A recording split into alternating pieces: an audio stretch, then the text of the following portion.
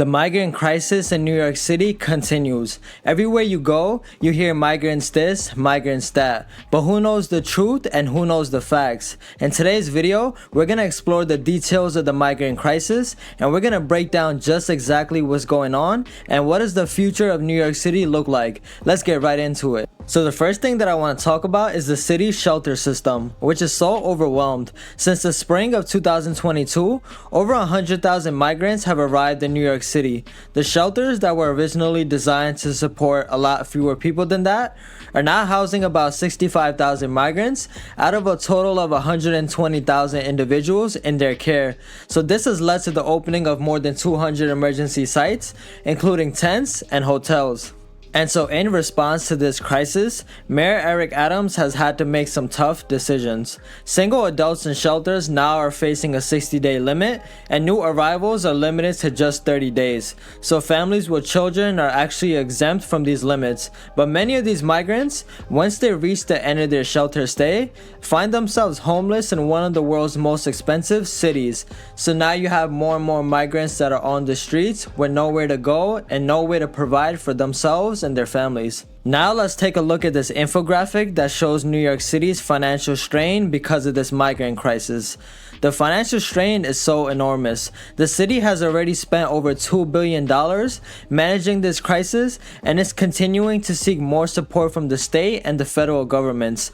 Mayor Adams has been pretty vocal about the need for more substantial assistance, basically criticizing the lack of meaningful action from both the state and the federal leaders. He feels like they're not helping out as much as they should, which is honestly a fair point from Mayor Eric Adams, because as big as this migrant crisis has gotten in the past few years, it does feel like they're not doing enough to combat this, and they're not adjusting based off all the things that are happening on a day-to-day basis.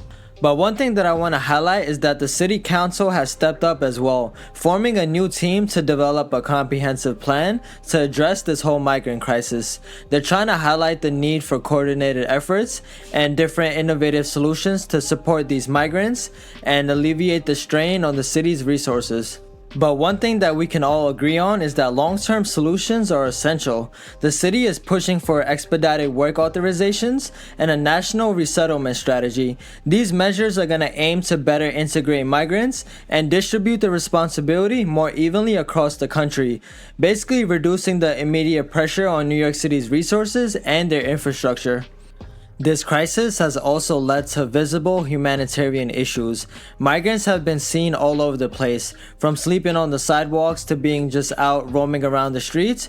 They've been forming long lines outside of temporary shelters like the Roosevelt Hotel. So this situation is just highlighting the urgent need for more space and better facilities to take care of these migrants. Now I want to take some time and just share some personal thoughts on this whole situation. So it's very heartbreaking to see so many people struggling to find shelter and support. As a New Yorker, I believe our city is strong because of its diversity and the contributions of immigrants. But we can't ignore the fact that our resources are being stretched very thin.